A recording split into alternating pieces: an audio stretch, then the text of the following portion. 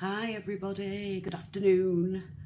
It's Heidi here for Riverside Crafts and a demonstration on making a card. A very, very simple card because that's what I do, simple.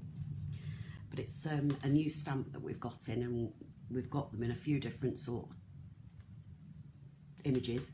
And I love this one, and then I went and bought another one. So I'm happy to share these simple designs that I've done. So I'll give you a chance to just gather.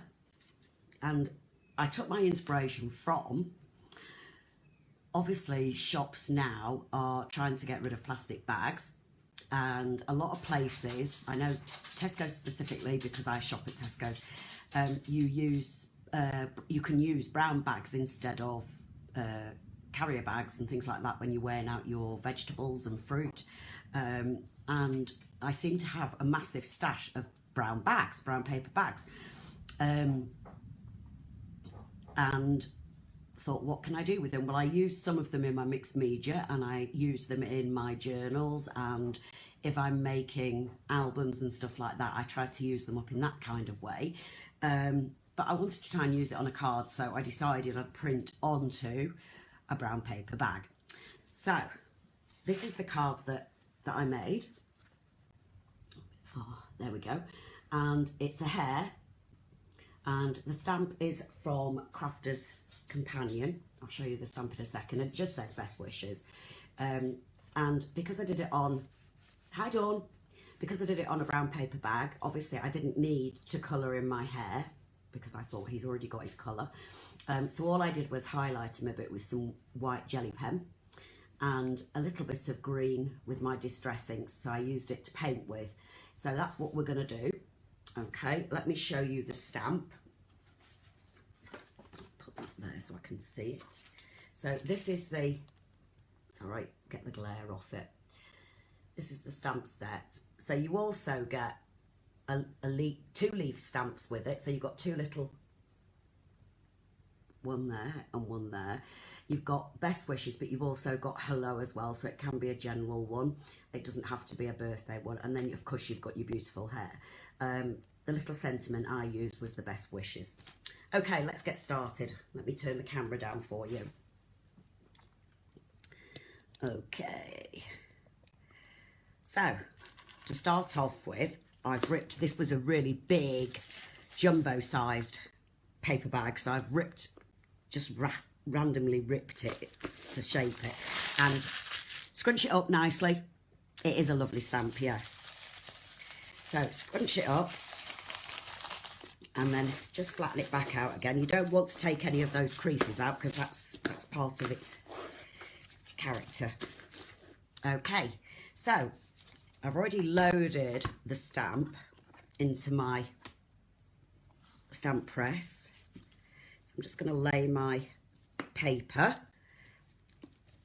in here and just let's position. So here's my hair. I'm going to position him on. Let's give him a little bit of space around him, and I'm also going to do the best wishes as well on the same piece. So let's flip that over so that it grabs it, and then I'm using Stays On in Jet Black for my ink because it picks up all the details nicely. Make sure you've got it completely covered before you. The nice thing about this is if you do miss any areas on the stamping, you can always go back, re-ink it because it won't move. Okay, so turn it down, press it down. Normally I would stand up to do this, but I won't do today. I'll just press hard on it. So I want to just grab my paper because it's so light, it's going to go with it. Okay, and I've done it on a side which isn't Silly Heidi. It's got some sort of waxiness on that other side. So let's do it again because it didn't stamp. Okay.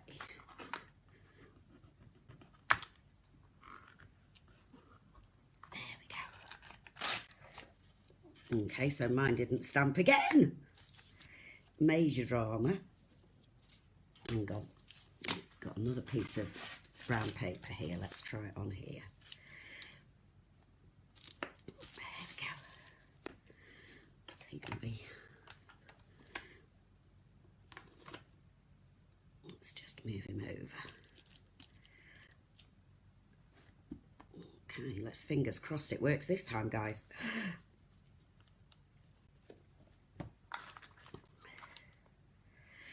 Okay.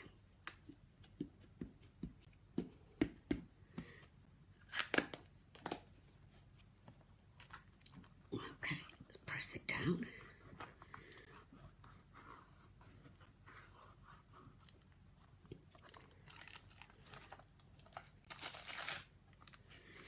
It's not come out very clear, has it? Oh, goodness gracious me. Let's try again on the other side. I think it's got some wax on it or something. I've got some more here, so don't panic. Back my arm.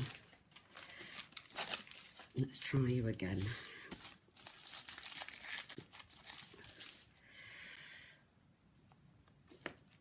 Okay.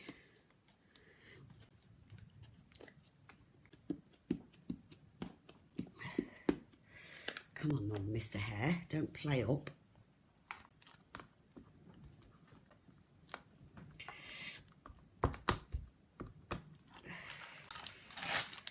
That's better. Much better. My best wishes didn't work very well, so I'm going to just stamp that again on another little piece.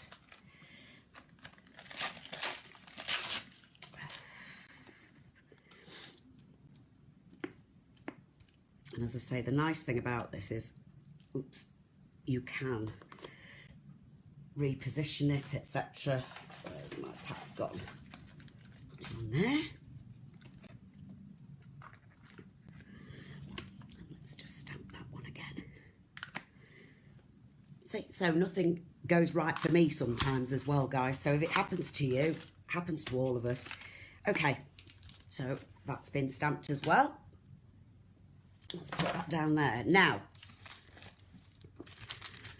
okay, I'm just going to trim this down a bit. So I'm using my Fiskars guillotine.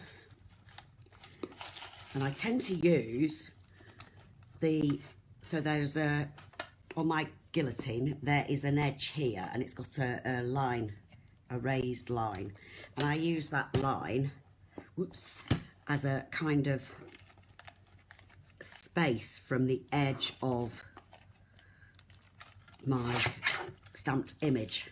Now, if you really wanted to keep this sort of more shabby chic, you could use a water pen and roughly mark around your image and then tear it so that it gives it a bit more of a rustic feel. I didn't think to do that, but it is an idea, guys. And whoops, let's get rid of that rubbish. Okay, and let's do the bottom bit. Okay, let's move that. So I've got my image there. Okay, so all I did was there's my image. And if you've got any little areas where it needs to be darkened up, you can always use a black pen to mark it up a little bit brighter. So what I'm going to do is I'm going to turn it round for a minute. I've got a little pot of water, just a little bit of water and my brush, and I've put a bit of ink on my tile, and I'm using Mowed Lawn, gotta drop my brush.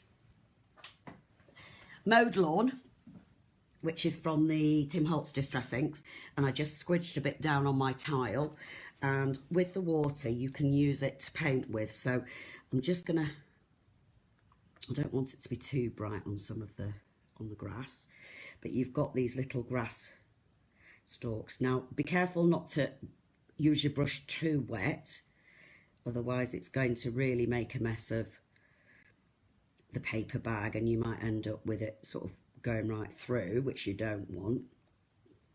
So I'm just painting on. If you want it a little bit darker, don't add so much water to it. Here we go. Let's have a look.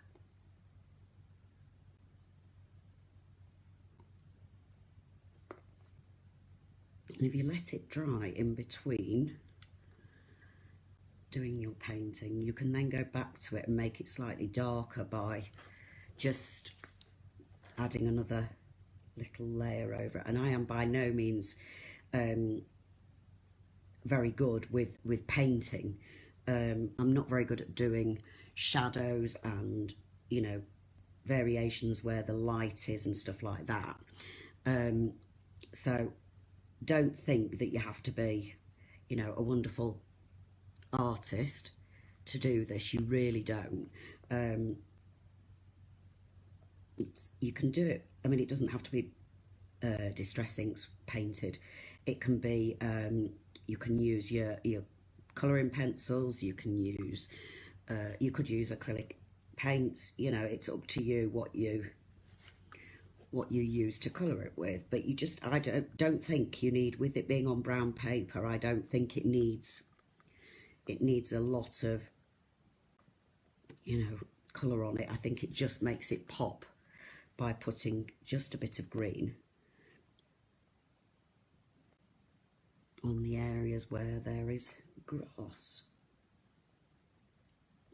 There we go. I might just make that a little bit darker, just by going over it with a little bit of a stronger colour there. There we go. So that's my grass done. So let's move my tile out. Okay, now I have got a jelly roll pen, and whoops, I want the 8. So this one's a 08, the Secura jelly roll pens. They are £2.20 down at the shop, and it's an 08, so it means it's slightly thicker. And then I'm just going to use it just to put some highlights on this lovely little rabbit. So just a little bit, generally where there are little sort of black markings on there. So I'm doing it down, just a little wiggle down his ears, and then I'm going to do a little bit round his eye. And what I will do, I haven't got my black pens nearby, but when I come back to this, I will do a little bit of black just to highlight his eye. And some of his whiskers are missing on one side, so I would go back and just add those in with a black pen. It's no big deal. Okay, now then I'm going to move down a little bit. I'm going to put a little bit of white under his mouth and a little bit down here. I wasn't quite sure, and I don't think it is that obvious, what the flowers are that are by him. So I decided to make them look a bit like dandelion heads by putting white on them. I'm not really sure what they are, but I just felt it needed a little bit of white on them. A little bit of white round his feet. And then on our flowers, so those I just did a round blob on. Simple as.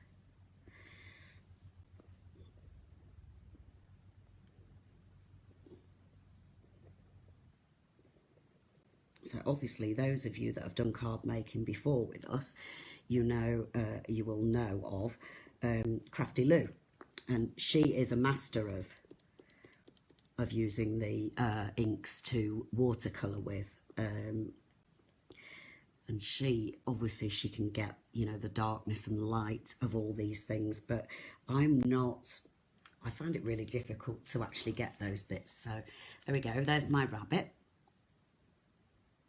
Okay, so then I'm going to mount it onto this card, and it's an embossed card that we've got. I think it looks a bit like a tire tread, but I'm not sure what it's called. So I've got my glue. Now I use the Pinflair bookbinding glue, which is £4.99 from the shop, and I swear by it, I use it for everything. It's just a fantastic glue. Alternatively, you could use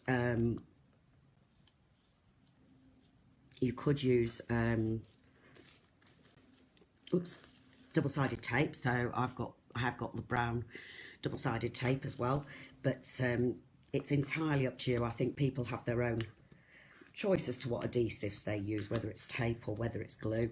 But just to show you that it doesn't, you would think it might come through the glue and maybe make the paper a bit discoloured, but it doesn't, because generally those paper bags are fairly thick. Just make sure when you're using these paper bags, obviously, because I've just found it a problem with this particular one, that you haven't got wax over the top of the bag, because obviously that did cause a problem. It resisted. So I'm just going to trim this down, and I'm going to use my edge on this again, so I get a nice straight line round my piece. There we go.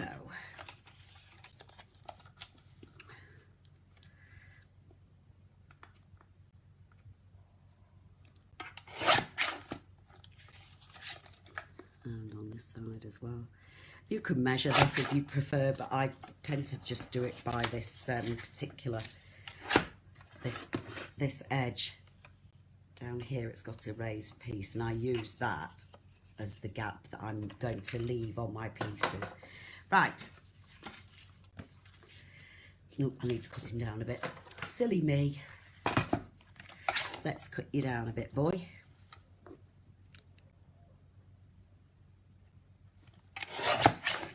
Helps if you know what size your card is as well. So these are the 6x6. They are £7.20 for a pack of 50, and it's the craft cards and envelopes that I'm using. Let's make it a little bit narrower. It does help if you know what size of card you're using, doesn't it? Goodness me. That's better. It's a little bit big for this one because I've made this part too wide around it. So just be aware of that when you're doing it. So I'm just going to stick that down. And actually, I do kind of like, I'm going to be a nuisance and do it sideways. So yeah, there's my lovely card. She's beautiful, isn't she? And I haven't used my little sentiment because it didn't come out very well. What I would normally do is just go over it. I could even stamp a new one, or I would go over it. I have like what's it called? Used it on my other one. Sakura Pigma pen. I've got a black Sakura pen, which I've used on one of my other projects, just to go over, and some of the little whiskers as well. So that's that card. Now, I tried last night to do something a little bit different.